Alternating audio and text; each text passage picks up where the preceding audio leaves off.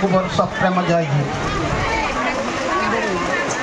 आज सद्गुरु शिवमुनिंकर 141तम जन्म उत्सव अवसर में आयोजित सभार सम्माननीय सभापति महोदय, मंचासीन नमस्स विधायकों समेत समस्त अतिथि अधिकारी वृंद, मो सामने थिबा मुनि ऋषि मुनि कुमारी मुनि कुमार एवं ये आश्रमर वृद्ध वृद्धा बापा माँ माने एवं मोर कनिष्ठ युवक युवती किशोर किशोरी एवं शिशु माने समस्त को मोर सप्रेम जय जी एवं मोर आंतरिक शुभेच्छा शुभकामना। ए दुनिया रे जहाँ किछि परिवर्तन घटी ताहा केवल ये गुरु मानक द्वारा। जड़े गुरु कही ये आमे शास्त्र पुराण अनुसार स्वर्ग मर्त अच्छी कि मु जाने ना, तेबे जोटी सत लोक माने एकत्र हुअंती से स्थानटी स्वर्गधाम परिणत हो जाए। से दृष्टि विचार कले यही आमे जोटी बसीचु ये आस्थान एक स्वर्गधाम, कारण आमे निजको आमे धन्य मन करवा उचित। आमे जने स्वर्गधाम वर्तमान अधिष्ठित हो। गुरुंकर भूमिका विषय में खाली अल्परे गोटे कथा कहबी। थरे विश्व विजयी वीर आलेक्जेंडर गुरु अरिस्टोटल सहित सांघ भ्रमण में जाते बाटर गोटे छोटिया नाल पड़ा, नाल उपर गोटे काठ तापर गोटे जंगल, से भ्रमण करने काठ ऊपर दे आग पछई चलीगले जाई बण में बुलुवा समय समय किसी डकायत मैंने आक्रमण कले।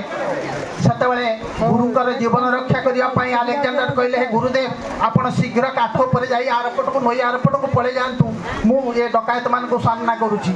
किंतु अरिस्टोटल कहले, मु तो 80 पर वृद्ध, मोर आ जीवन रे बा केते दिन अछि, तमर जीवन होछि मूल्यवान, कारण राज्यर प्रजा मानकर तमे होछ शासक, तम जीवन आगे रख, तमे आगे जाओ।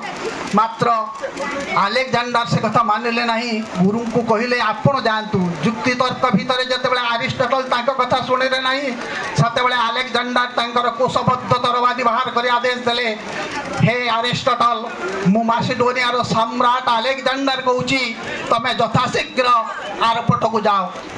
आखिर लुह झरीगला अरिस्टोटलंकर शिष्य आलेक्जेंडर तांकु क्रोध आखिरे खंडा देखाई धमक देउछि।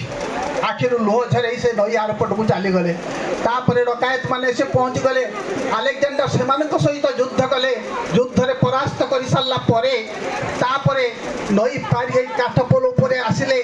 आसी गुरुदेवंक पाद को धरी कुंडई सुई गले। कहले, गुरुदेव मु महा भूल करिछि, आपण को कस कथा कही आपणकर आखिरे लुह झरैछि, किंतु मु निरुपाय। गोटिए अरिस्टोटल बंचिले कोटिए आलेक्जेंडर सृष्टि करि परिबो, किंतु कोटिए आलेक्जेंडर चाहिले भी गोटिए आपणक भरी गुरु अरिस्टोटल को केबे सृष्टि करि परिबो नाही। तेनु आपणकर जीवन मो पाई केते मूल्यवान आपण चिंता करंतु। एक कथा कहबार तात्पर्य, गुरु माने ही ये सृष्टिर नियामक। हुए तो पिता माता आमको जन्म देइछन्ति, स्वर्गरु मर्त्यु को आनिछन्ति, मात्र गुरु माने तांकर त्याग सेवा एवं कर्म बल रे मार्गदर्शन देई आमको मर्त्यु स्वर्ग को प्रेरण करती।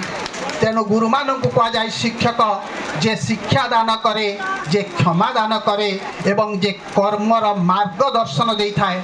ये प्रसंग में आ गोटे छोटिया आख्यायिका।